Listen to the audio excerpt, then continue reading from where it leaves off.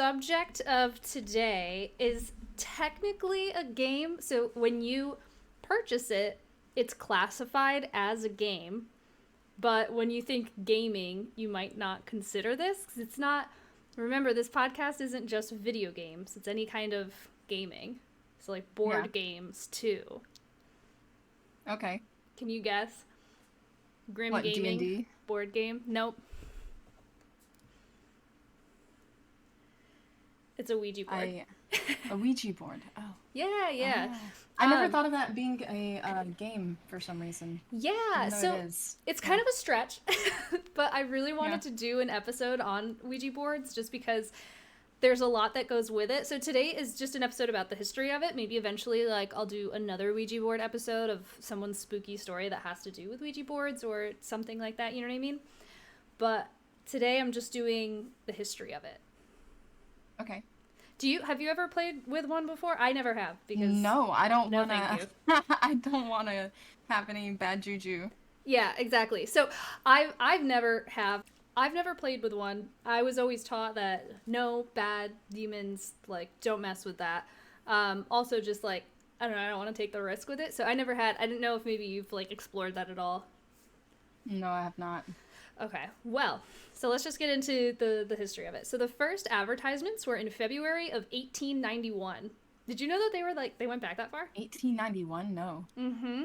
And you know what's crazy? So in some of my research, I actually found that it wasn't called a Ouija board. The Ouija board, I'll get into, that was more recent, that name of it. But a talking board goes all the way back to like centuries ago in other civilizations having certain like versions of a talking board. Just an interesting extra tidbit. But Ouija boards, February 1891, there were advertisements that read things like Ouija. Is it Ouija or Ouija? I think it's Ouija board, but some people say Ouija board. I always hear Ouija boards, so. It's spelled like Ouija board though. Ouija. Yeah. Anyway. Ouija, the wonderful talking board. Like, oh, exciting. It's so cute and wonderful. Like, oh yeah, hella cute. Let's talk to the dead. Yes, well, just wait. So, it was described as a toy that could answer questions about the past, present, and future with marvelous accuracy. So it was really advertised as like Wonder Board, like come and get yours. And it was not seen as something that was spooky or bad at the time, and I'll get more into that. Another ad had read at one time, never failing amusement and recreation for all classes. Interesting. Yeah. So the original price was $1.50.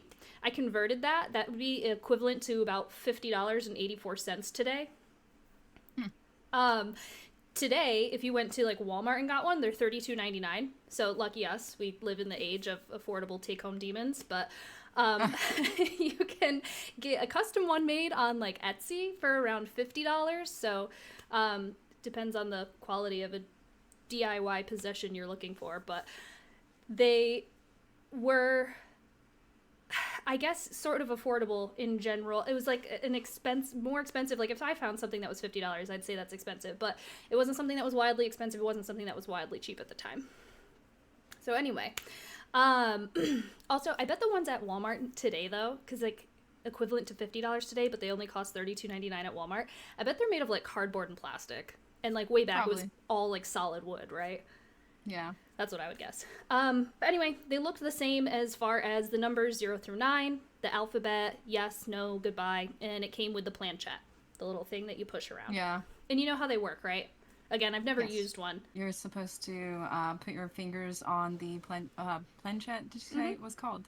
Yep. And ask a question. I don't know if there's an opening that you have to do for it or anything. Yeah, I don't know either. I know you're supposed to say goodbye at the end. So you don't want... Yeah, to close the door. Yeah, exactly. Yeah. But yeah, I don't know if there's like an opening ritual to it, but yeah, everybody puts their hands on the planchette and then you ask it a question and it's supposed to move around on its own. Yes. So, but here's the thing. It had to, before it could be distributed, it had to go through the patent office. So it had to apparently be proven to work. Otherwise, its patent wouldn't have been allowed to proceed. This is according to the Smithsonian. So they had to prove that it worked. I'll get more into that later. How did they do that? I'll get more into it later. But just know, as of right now, for the Ouija board to be mass distributed, it had to pass patent, which means they had to prove that it worked. Interesting. I just assumed they would have just put it out there as a toy and not proved that it worked at all. Yeah, they had to patent it. So my first thought with that, though, is like fake mediums, right? Like you can go to someone who claims to be a medium and they use like generalized questions and slowly get more specific as you give them clues.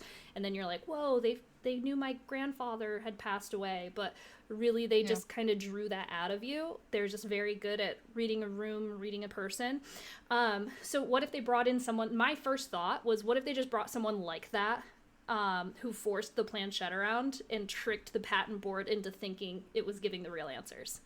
That was my very first thought. Yeah, that's what I would assume as well. Yeah, not that it actually worked, but that they tricked them. Anyway, I say this with mediums, talking about mediums, because spiritualism. So the belief that the dead can be contacted, and this was booming in the 19th century. In 19th century America, I should say. It had existed for a while in Europe, and then in 1848, the Fox sisters of upstate New York made claims that they could receive messages from spirits beyond, and from there, other spiritualists kind of came out with stories and stuff, and then it was just a booming thing in America after that point. It was also in line with a lot of Christian ideology at the time, so it wasn't shunned by the church either. It was all around accepted as like doing seances, table turning parties, automatic writing. They were all the rage. All made sense at the time too, because the lifespan peaked at most for around 50 years old. So spiritualism provided solace to those who had lost loved ones, and it was just seen as communicating with the dead. It wasn't seen as anything bad or evil. Not witchcraft or anything, even though that's what I would have assumed it would have been related to, been like, they would have said it was witchcraft. That's what I thought too, but as I was doing my research, spiritualism was a totally accepted thing. No one would bat an eye if you had a seance on Saturday and went to church Sunday morning. That's crazy. It's just how it was. It was just a normal thing. Granted, there is scripture that says you should not contact mediums. It's looked down upon. You shouldn't be trying to find your future in anything, what have you. I'm not saying that scripture doesn't exist. However, and that's what a lot of people bring up today when they talk about why mediums and Ouija boards and stuff are bad. However, at this time, I'm saying it was pop culture to do spiritualism. In general, churches weren't looking down on it. Everybody was doing it. It was all the rage. So, a form of entertainment, essentially. Yeah. Well, fun fact, even Mary Todd Lincoln conducted seances in the White House. Huh. Yeah. It was... Sadly, their 11-year-old son had died of a fever during the Civil War in 1862. Oh. But in general, whenever there was a lot of death happening, spiritualism became a way for people to feel connected with that dead. It was a way of comfort. So, yeah, whenever there was a lot of death happening, spiritualism had a spike in popularity. But anyway, I joked earlier about demons in possession with the Ouija board, and you had said this similar thing. Yeah. But again, back then, totally normal. It wasn't looked down on in any way. It was just communicating with those who had passed. And that's it.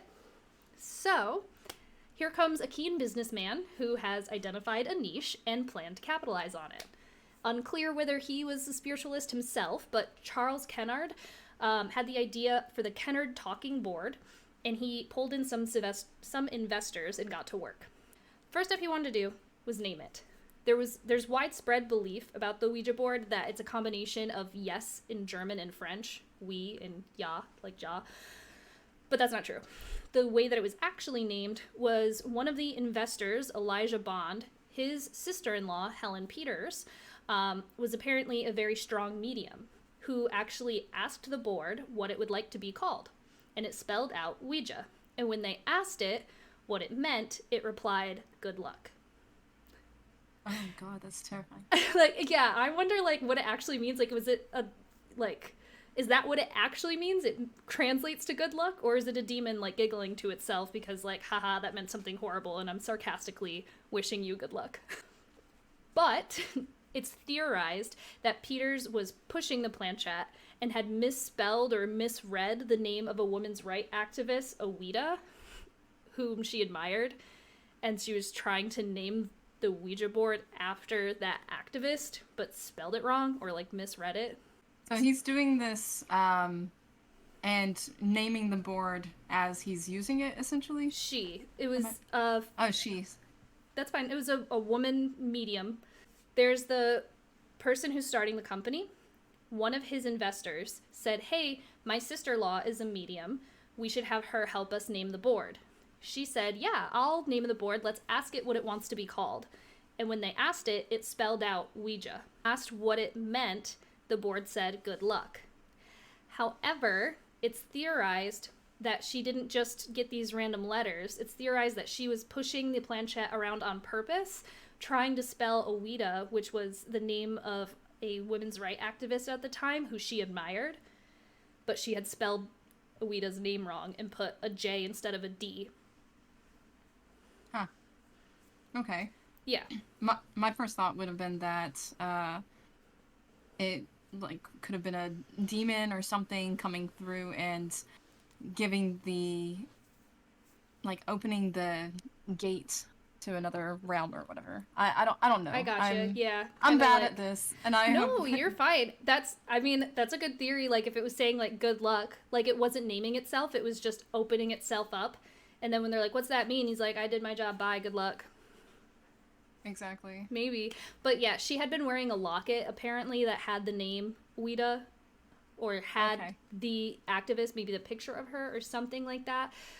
It was kind of unclear. It was tough to get like a very straight answer, but there's theory that she was trying to say the board, oh, want to be named after this person, like, or what a coincidence they have the same name. It was just someone that she admired and she wanted it to have that name, and so she pushed the planchette around. But we don't know. Maybe, who knows?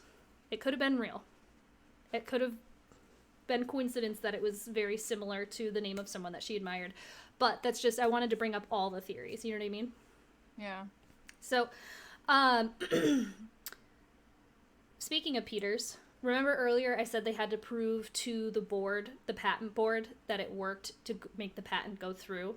And I said it was, my first thought was that they probably hired someone to trick them. Yeah, of course. Well, when they went to their patent meeting, they did in fact bring Peters, this medium, who's the sister-in-law of one of the investors, to prove that the board worked. The chief patent officer wanted to see if the board could spell out his name. It did in fact do that, and Peters and Bond shouldn't have known what his name was. However, I'm sure that when you have this much riding on guessing someone's name, you could find a way to figure it out beforehand. Right? Yeah. I mean, it could be anywhere. It could be on some personal belonging nearby. Exactly. As well. But again, it's unclear, unconfirmed. Maybe they really did communicate with spirits that told them what his name was. But that's the test they did. They had to bring the board to the patent office. They had to prove that it worked. The way they proved it worked was by spelling the name of the chief officer, even though they didn't know what his name was. But how do we know they didn't know what his name was? That's where my skepticism comes in. Were they really talking to spirits, or did they just already know the name? Clever, yeah. Yeah, exactly. So, trick or not, the patent for this new, quote, toy or game was awarded February 10th, 1891. The patent didn't explain how it worked, just that it did work. This lack of explanation actually worked wonderfully marketing-wise because it made the board all that more mysterious and alluring. By 1892, just 1 year later, the company had 2 factories in Baltimore, 2 in New York, 2 in Chicago, and 1 in London. So they got this patented and then had all these factories, all these sales, like it was booming in just a year. So it was successful, it went well. However, just another year later, with all this success, suddenly the original owners and creators, Kennard and Bond, just out of the company. They're like, okay, we're done, we're getting out of this, despite its great success. Their excuse was that the money changed everything, whatever that means, but yeah, so despite it doing really well, they just backed out of it. No explanation, I couldn't find any more reason as to why, but the man who took over was William Fuld, he was an employee and a stockholder, And in some articles I found, Fold was claimed to be the creator of the Ouija board, but that's not true. It was Kennard, like the whole story I just told before, with the help of Bond and Peters. But where the misconception comes from is the New York Times had incorrectly boasted Fold as the inventor in his obituary. So because of that obituary is where the misconception that Fold was the creator or the inventor came from, but it was actually Kennard and Bond and Peters. Yeah. Anyway, just like spiritualism was for everyone, the board was for everyone. It was a spiritual tool or a fun activity for the family. In fact, the only ones who didn't really like the board were mediums because it cut them out of the game. You know, why go to a medium when I can just use this board to talk to the spirits now? So let's jump. Remember, we're in the 1800s, like the end of the 1800s right now. Let's jump to the 1920s, like 30 years later. Spiritualism has a new spike in popularity, therefore so does the Ouija board. Why? World War I. A lot of lost loved ones, and people need something to find comfort in. So then, that was in the 1920s. We move into the 1930s, beyond into the 1940s. Sales were booming for the board, with 50,000 boards selling from just one store in New York in the 40s. Wow. So that's a lot. Yeah, so really, really, really booming. And then we'll jump again to 1967. The Parker brothers buy the game from the Fold company, and then 2 million games sell, literally more than Monopoly. And what's going on at that time was the war in Vietnam. So it seems like every time there's a lot of hardship, a lot of death, a lot of loss, the Ouija board and spiritualism has a spike. So when does it play into that demons and... I'll get to that. Okay. There is an explanation. Something kind of like weird though. So Fold, the guy who, like the employee that got the company from Kennard after they backed out. So Fold died in 1927. So before the 1930s boom and 40s boom and the 67 boom selling millions, thousands of boards, died from a freak accident. He fell off of the roof of his newest factory. They were installing a flag and a railing broke and he fell off the building. He died. And what's spooky is that he had built that factory because the board told him to. So essentially he asked the board about his company. The board said that business will be booming. So he built a new factory and then he fell off the factory and died. And the board was right. The business was booming just after he died. Jesus. Yeah. Helen Peters, the medium that named the board, didn't have a weird death, but she did die resenting the board in the end of her life after it caused a family feud. So buttons from fallen soldiers from her family, they kept in their home, like sort of as remembrance. I think it was from the Civil War. From somewhere, they had the buttons off of their uniforms. These buttons went missing, and when they asked the board, it gave a name of someone in their family that had supposedly taken them. Half the family believed the board, half the family didn't believe the board. It caused this huge family feud for the rest of her life. And so she continued from then on, warning people not to use the board, that the board tells lies, and resented it for the rest of her life. Huh. That's strange. Yeah. I couldn't find clear deaths on the others that I had mentioned earlier, but nothing seems outstanding. But they did weirdly, after just 2 years of the company being successful, just back out of the company. So who knows if something happens that wasn't written, but they're scared off. Yeah. Something. So if the board is essentially just another snake oil, right? They may have just tricked the patent officer into believing that it worked. They were kind of just taking advantage of a niche in spiritualism that was really booming. There's no confirmation that it really was working, what have you. And even if it wasn't like a snake oil salesman, let's say it really did work, you really could talk to the spirits, but spiritualism was very much accepted at the time, even by religious communities. Where did the demons come from, right? Like, we know it today as like, whoa, don't mess with that demon, spooky, haunted possession, right? Yeah, of course. I mean, I wouldn't touch it. Yeah, I've seen enough movies. That's what everybody knows it as. The reason Demon's Danger was The Exorcist in 1973. Claiming to be based on a true story, the storyline explaining that 12-year-old Reagan was possessed by a demon after playing with a Ouija board. So The Exorcist was a super scary movie of its time. People were terrified of it. And it was so successful that it changed pop culture completely. People went from spiritualism, talking to the dead, it being accepted by religious communities, to this movie came out. The movie claims it's based on a true story.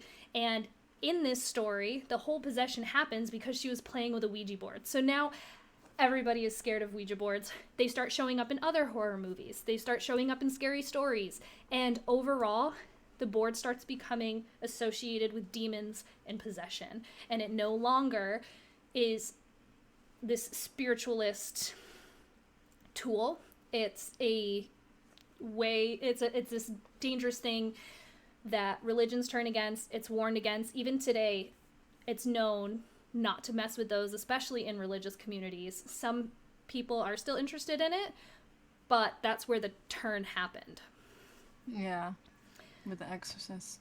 Yes, because of The Exorcist, and then because of all of the movies and stories and TV shows that painted the Ouija board in the same light afterwards. It was because The Exorcist kicked it off, and then pop culture completely changed, moving away from spiritualism and seeing all of that, communicating with the dead, mediums, what have you, as, and the Ouija board specifically, as of the devil.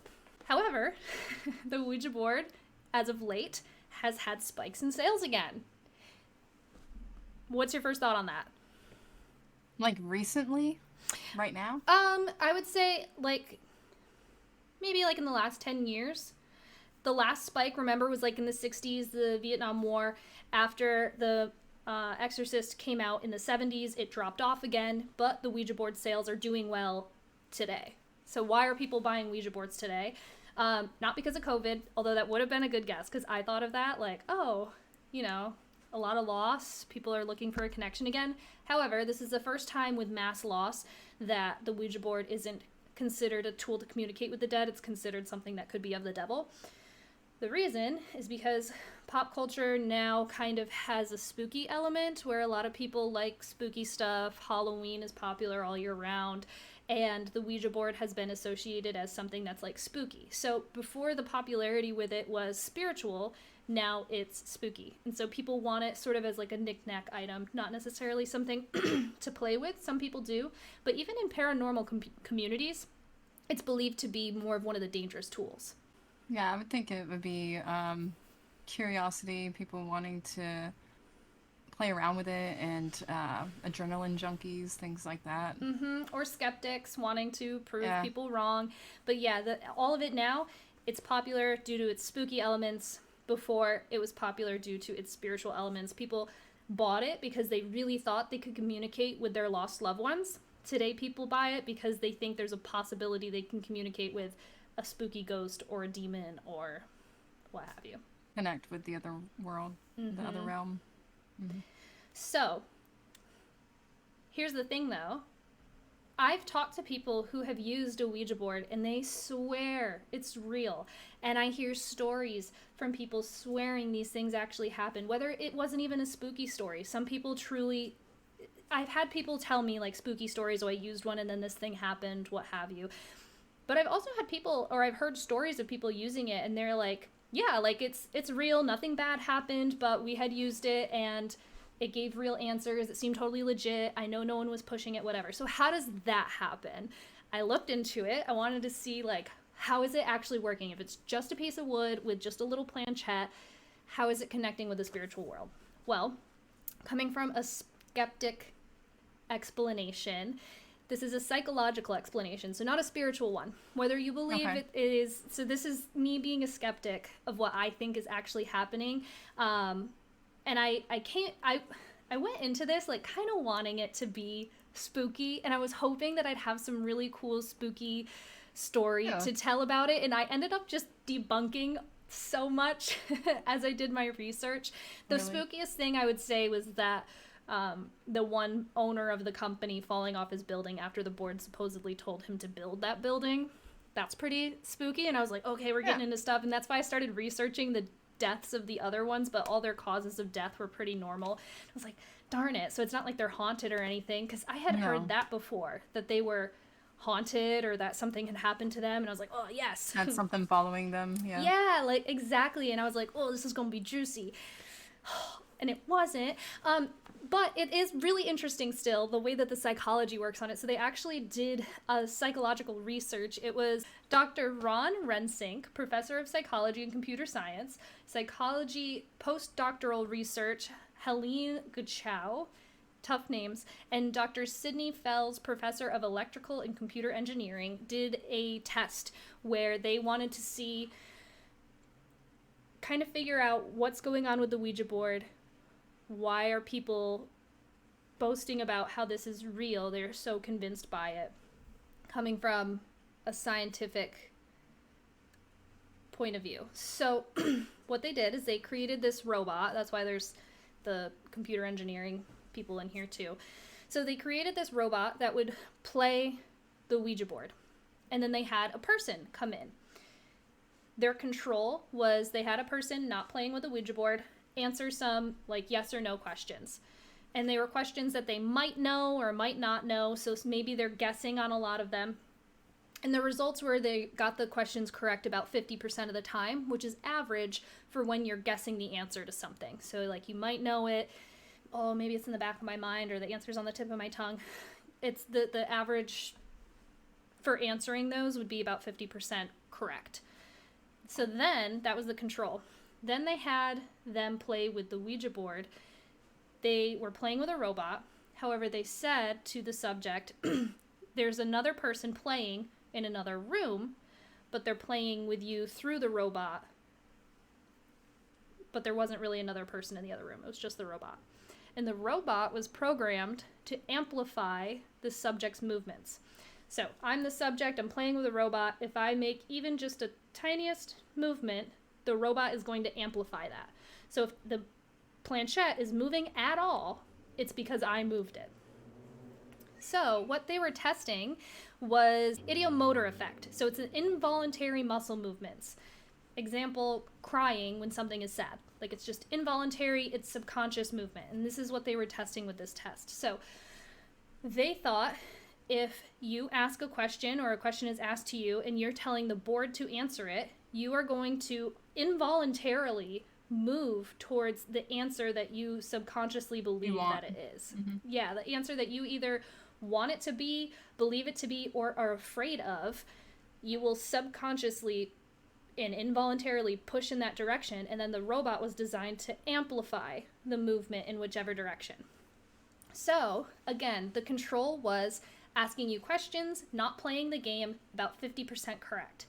Then asking the questions, playing the game, you're still technically answering, but you don't realize you're answering. You think the board's answering. You're involuntarily, subconsciously answering, and they got the questions 65% right.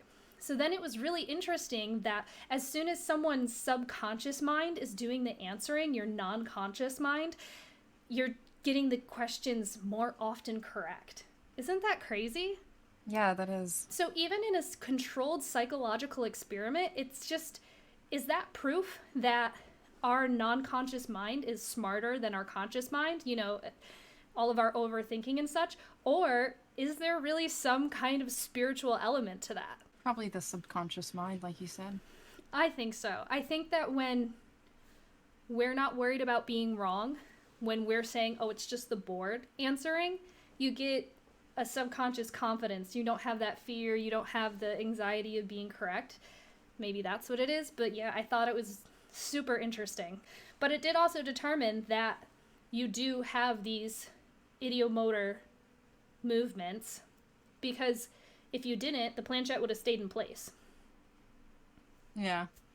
Because some of the subjects did try to say, oh, the robot was pushing the planchette in whichever direction, but it wasn't. It wasn't programmed to do that. It was only programmed to amplify what movements were already initiated. Mm-hmm. Yeah. Even if the person didn't realize, they truly thought, I didn't move. I didn't move this, but they did. You twist or something, yeah. Mm-hmm. And so that's probably what happens when a group of people play the game. You all get your hands on the planchette. Okay, nobody move it. One person can have that involuntary movement, and then everybody just kind of goes with it. Now it's just kind of got that inertia that everything kind of keeps going with. All it takes is one person's involuntary movement towards one direction. There's nothing spooky about that. So, yeah, it could be just psychology. It seems really real because it's our subconscious mind, but man, the mind can do, I mean, think of certain mental illnesses and even, well, I was thinking like schizophrenia, like your mind will show you something, like it is there, I see it, but it's not there. Your mind is making that. But yeah, even dreams, that's crazy. Like you're in a, you know what, I had probably the scariest thing ever happen to me in a dream just the other night. Just speaking of how much your brain can mess with you, I was in a dream that I had just moved into my apartment here, and I was with my roommate Brianna, and we were looking around the apartment, and I was like, oh my gosh, this looks nothing like it did when we looked at it the first time. They gave us something totally different. We're already in a contract with it. Like, we can't get out of this. And it was like a stressful dream. Like, oh my gosh, I'm in this crappy apartment and we're stuck here. And I remember thinking in my dream, oh, I hope this is a dream. I just want to wake up from it. And then I thought, no, it's not a dream. I can feel my feet on the floor. I can feel, like, I remember I was touching my arms, and I could feel myself touching my arms. I could feel my feet on the cold floor.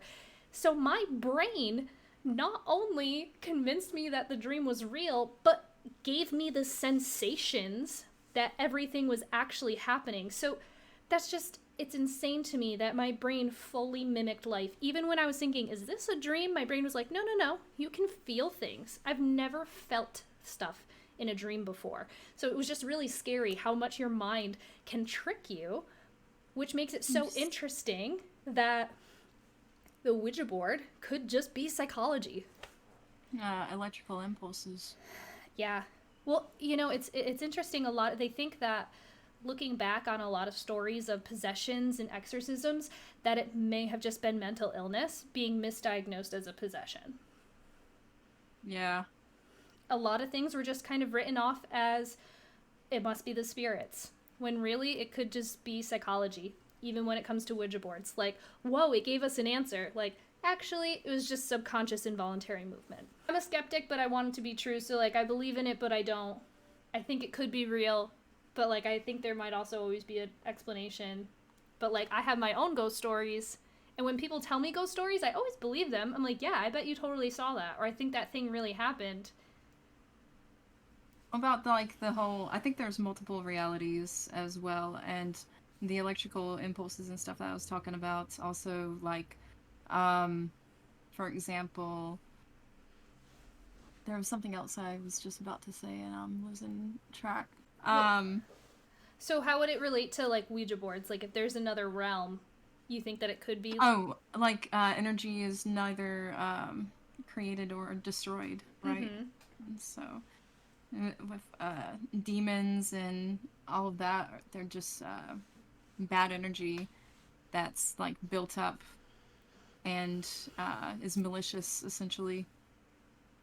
That's kind of what I believe.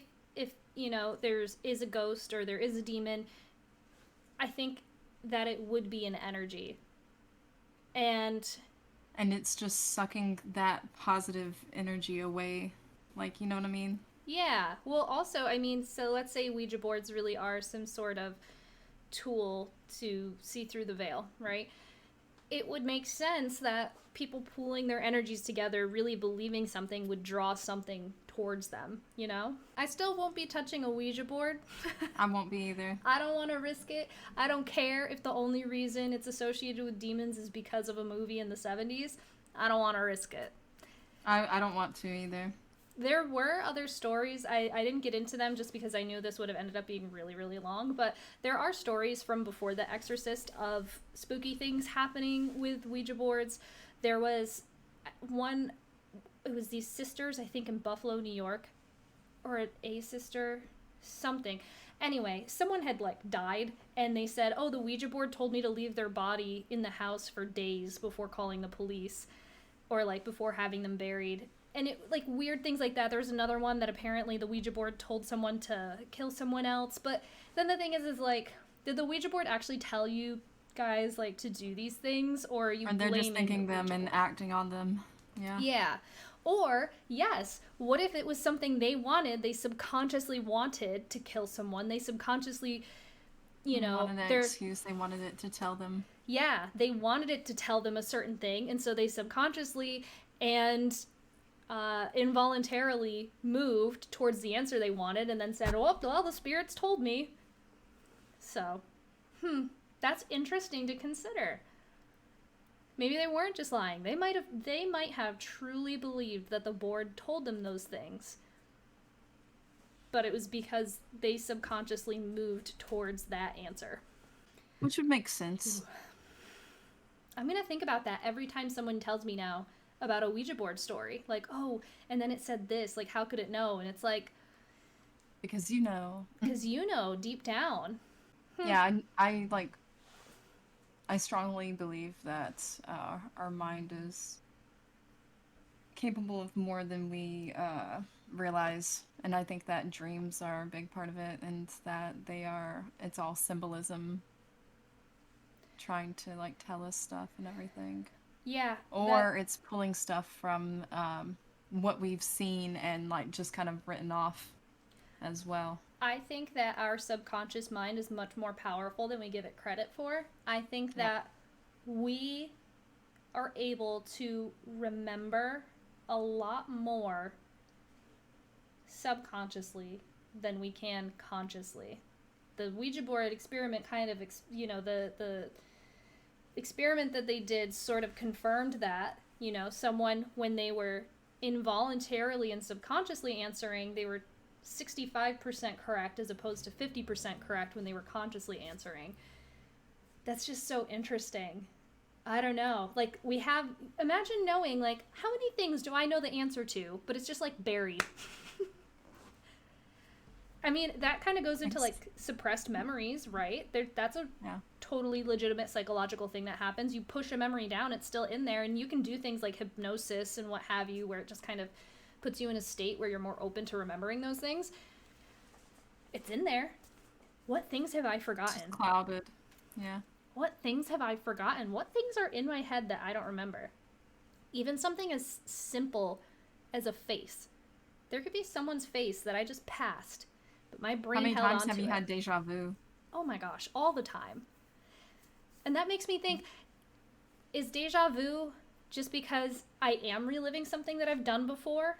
But my brain, it was such an insignificant little thing, I sort of forgot about it, but it's still familiar, and so it feels like deja vu, or maybe I dreamt about it, Yeah. So weird.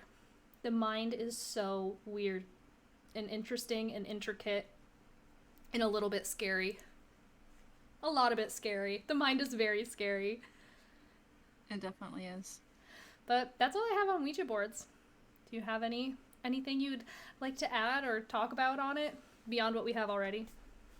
No, what it reminded me of, and I think that it's been so long since I've read this book, and this is what I was looking up, was a book called Jay's Journal that was published in 1978 about a depressed teen getting involved in a satanic group. Mm-hmm. And doing a lot of satanic rituals and everything, and one of them being the Ouija board. Mm-hmm. And I had to go look that up, because when you said that it was because of The Exorcist, I was like, so when was that book published then? And so it was a few years after. Yeah. The era of the satanic panic. Mm-hmm. Yeah, where everything was of the devil. Went from spiritualism and talk to the dead with your family on a Saturday night to everything is of the devil. It's crazy, the switch up. Man, It is crazy how much even just pop culture can change. I wonder how many other things that I'm, like, afraid of, or I know is bad, or I know is good, only because society has said so at some point. Isn't that weird? Society is so weird. I think we make things more complicated than what they really are, too. Oh, we always want to give meaning to things that have no meaning. It's more fun. It's more interesting. How I was saying, the positive and negative energy, like, that's pretty simple and straightforward. Mm-hmm. So. Well, why don't you plug yourself? I'm bsizzle117 on Twitch, TikTok as well. Those are really the main two that I'm active on the most.